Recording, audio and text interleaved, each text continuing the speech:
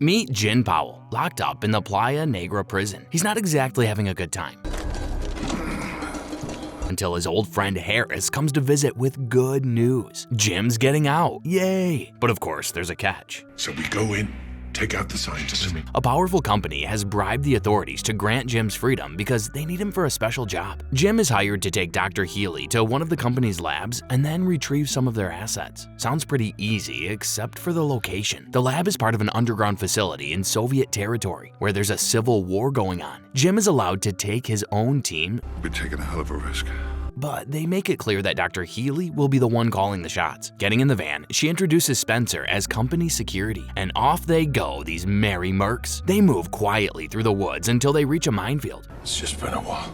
Jim says their schedule is too tight for a detour, so he asks his man Mason to evaluate the risk. He sees there's bike tracks across the field and it looks like a regular route, so they begin to walk along that path very carefully. Great plan. Everyone off the path. If it wasn't for the actual bike, when they hear it coming at high speed, they're forced to jump off the path and hide. The biker makes a stop to look around before going away. Jim says it must be perimeter patrol, so they're lucky the biker missed them. And that's because the facility happens to be right underneath a rebel stronghold. Steinman is the one with more information. The poor guys in the cages are dissidents. She explains that the poor guys in the cages are dissidents, civilians, or just anyone standing in the way of the ruthless insurgents. She also identifies the militia leader, famous for his cruelty and complete lack of mercy. Looks like dissidents brought in for questioning. Driving towards the main gate are Harris and Williams. Corey, another teammate, gets in position to cover them. Harris says he wasn't expecting that many rebels, but Williams is acting all cool and confident. We see the same biker from the minefield stopping by, and it's a teenage girl. Which doesn't mean she's any nicer than her murderous buddies. At the gate, Williams tells the guard they're here to check some equipment. The guy takes the papers to the militia leader, the mean warlord. Open dialect, they're not Russians.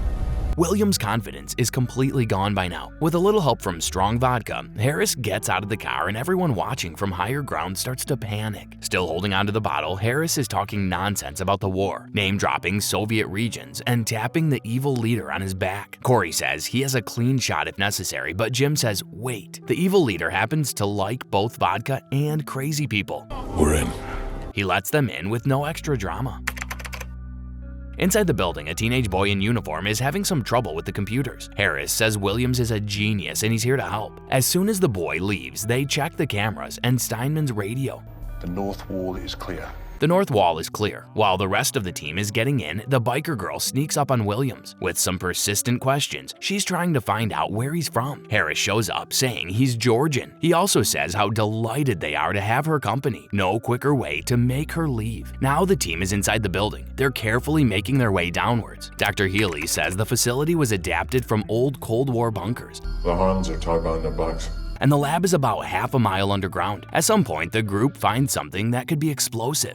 Corey has a look at it and says it's actually a radio transmitter. If they're not careful around it, it sends a signal. Jim points out that it was probably the scientist down there, Dr. Irvine, who had that installed. And that means she might not like the company so much. Come see this now. On the ground level, the computer boy is having a nap. Williams takes the opportunity to have a sneak peek at those forbidden monitors and then calls Harris to have a look too. They can see the team, and more importantly, they can see someone is following them. Harris tries the radio, but they're too deep underground to reach. He tells Williams to stay put and not touch the rest of the boy's stew. Now we know why he's in deep sleep. Down in the bunkers, Corey sees something weird, and then it's suddenly right behind him. It's gone fast enough to avoid the bullets, but checking his back, Corey pulls out a syringe. Yikes. What happened? Somebody was here. The other guys come to him and ask about the gunshots. He tells them what happened, leaving out that unpleasant part about being injected with something potentially contagious. Jim says it's such a maze down there, they could waste days trying to hunt down the attacker. It's better to just stay sharp and keep moving, and that's what they do. Don't you find it out? Except for Corey himself. Rolling up one sleeve, he sees a bunch of bizarre lumps on his arm. He tries to wash away the creepy things and ends up getting left behind. In the computer room, the biker girl comes back to pick on Williams again. This time, she has brought a friend from Georgia to test his geography. I'm from Tbilisi. And now it's Jim's turn to meet one of these bubbleheads. Harris gets there just in time to shoot it down. It turns out that the bubble is just a weird helmet. Harris says they shouldn't bring a syringe to a gunfight. Kind of taking that advice, the next bubblehead fires at him and then runs away. Harris survives, but he's in bad shape and has to be carried. At least they have finally gotten to the lab door. A voice from the overhead speakers welcomes them to the Project Scintilla and politely asks any visitor to respect the hygiene protocols. Harris is taken to the medical facility while the rest of them start to explore the bizarre place. They hear a noise and follow it to a large room where they meet Dr. Irvine. The noise is coming from her pregnant patient. Irvine calls her specimen A because she's named her Allie. Jim is shocked to realize that this is the asset the company is after. Dr. Healy confirms that and says there is one more. She used to work with Irvine on this research, but it is now obvious that the two women had very serious scientific differences. I found them wandering the tunnels, starving. Angry at all this secrecy, Jim says their nonsense has left him with one man missing and another one hospitalized. So he asks Irvine about the bubbleheads and she says they're war orphans.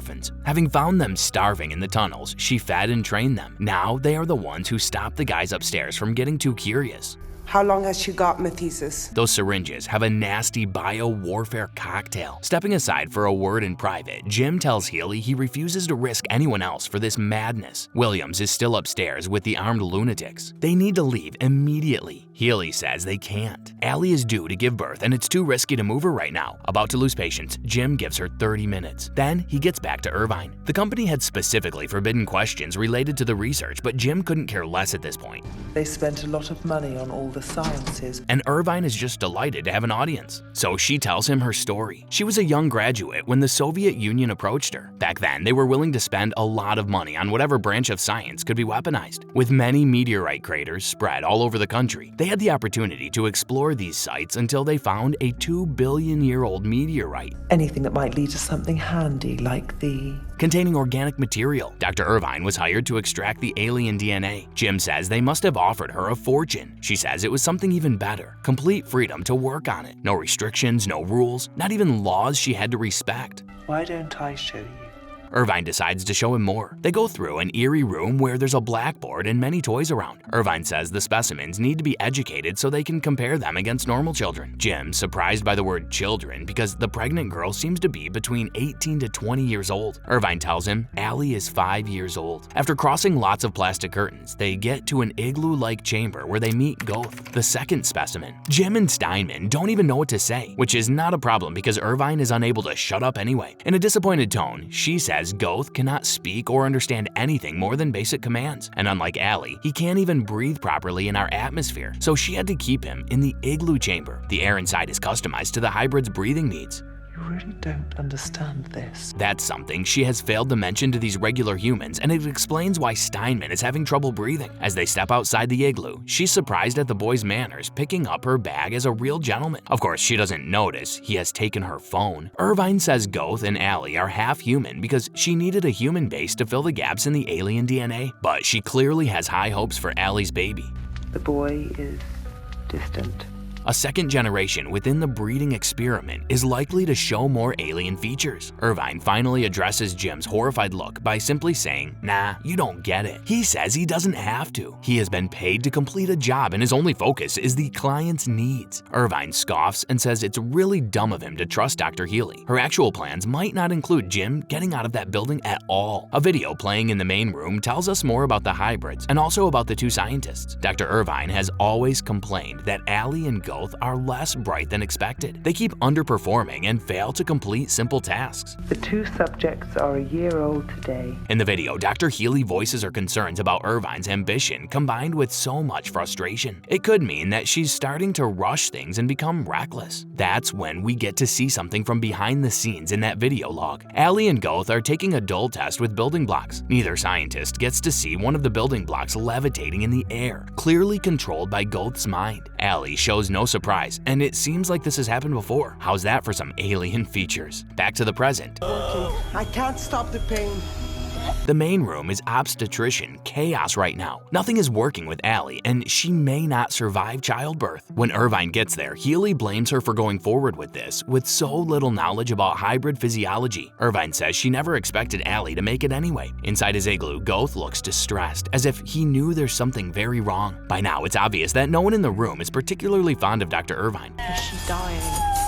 But Steinman seems to have reached her limit. She tells the doctors that if they really can't save Allie, they must at least ease her pain. But they don't even know how to do that. The conventional Earthling drugs have no effect. So Steinman decides to use a more drastic painkiller and successfully ends Allie's suffering. Both Irvine and Healy are completely shocked. Irvine starts to ask if she has any idea how many $1 billion she has just flushed down the toilet, but that only makes Steinman more furious. Take a minute. Okay, calm. Healy says they can try an emergency C-section and save the baby, but that's not how Allie's body works. It's too late now. Worried about Steinman, Jim takes her to the next room to calm down. They need to find a way to move Harris to get the hell out of that place. And just when Jim was thinking nothing could shock him anymore, Dr. Healy reveals their actual assignment. They are supposed to retrieve the specimens, which now means only Goth, and destroy the entire facility. I want us all to move. Including Dr. Irvine. She's too unstable now and has become a liability to the company. At Jim's firm refusal, Healy says there's an extra £2 million on the table for whoever takes up the task. Meanwhile, Steinman has wandered all the way up to the igloo. She comes inside and tries to talk to Goth, and then the sweet boy attacks Steinman and leaves her severely injured. He has a secret stash of electronic devices in a small bundle, and apparently one of them can help him with the breathing issue. He's free to step out of the igloo now. I'm sorry, Jim, I let you down. Things are also escalating in the main room. Spencer has a gun pointed at Irvine, but Jim is not willing to let him kill her. He asks Mason to help, but surprise, he hits Jim instead. Very hurt by the betrayal, Jim asks what he was offered. Mason says he'll be head of internal security at the company. Jim laughs at such a joke and tells Mason he's an idiot to believe these people. All this drama is suddenly paused by Goth's arrival. Healy tells them not to shoot. That boy is their most valuable asset now. You really don't understand this. He comes closer to Allie, and Irvine says that he's not able to feel anything as complex as grief. Then she approaches the boy with a condescending tone and tells him to go back to his room. He has a strange device with rotating spikes, and he points it at Irvine. Once activated, its effect is just mind-blowing. Everyone panics, and Jim takes the opportunity to seize the guns from Mason and Spencer. He regains control of the situation, but now Goth is at large. They all go check the igloo and find Steinman there. Healy says that now that Irvine is dead, there's no more reason to fight. Jim escorts her to the infirmary to get medical supplies. They check on Harris, and he seems to be doing better. I'm sorry, Jim, I let you down. Back in the igloo, Jim says that locating Goth must be their focus right now. He gives back the guns to Mason and Spencer, and the three men go hunt down the hybrid. Healy stays in the igloo to take care of Steinman. She gives her a shot of morphine, but the patient soon realizes that's not morphine at all. Steinman stops moving in a few seconds. Then Healy goes to the infirmary to do the same to Harris, but he knows very well what's going on. While she's preparing the lethal shot, a pin falls on the floor. It's a grenade pin. When the men hear the explosion, Mason goes back to find out what happened and finds Healy, Harris, and Steinman. Dead mole rats. He joins the other two and tells them everyone's gone. So Spencer reveals the existence of a secret elevator. It was Healy's escape route in case of complications. Spencer takes them there and says they should just leave. Goth will be someone else's problem. He's very mad to hear about Healy's death because that means he won't be getting paid. At the same time, down in the lab, Healy is slowly getting back up, but it's too late for Spencer anyway. As soon as the elevator door opens, he gets hit in the eye. A monstrous arm gets in and grabs Mason by the neck. Jim fires at it several times, and when they force the door open, they see it's poor Corey. His transformation was complete. With the sound of machine gun rounds, they're now back to the first nightmare. Outside the building, everyone seems to be firing at each other. Is he all right? They find Williams in new clothes and tied up. They ask him what happened, and he just says they don't like Georgians. So the three remaining men from the original team take cover and watch the battle. It's not long before the popping heads announce Goth's presence. Not even the evil leader is a match for his device. Their only chance is to distract the boy, so Mason decides to sacrifice himself. Unfortunately, Healy shows up at the door at the exact same time. Williams takes care of that, but the distraction is enough to cause Jim to miss. So he goes after Goth. The boy's following a bird he had only seen in a book before. Jim is right behind him, getting closer and closer until they get to a wall. He has a perfect chance now, but he decides not to take it. When we see Goth again, he looks a bit different. He's wearing sunglasses and a hoodie, taken from a random victim. Then he leaves the public bathroom and we see where he is. It's a crowded subway station. And this is the end. This was a recap of the 2014 movie The Hybrid by Liquid Noise, starring Antonia Thomas and Craig Conway. So what do you think? Why did Jim let the boy go? What would you have done in his shoes? Let us know in the comments below with #CinemaRecap. Until next time.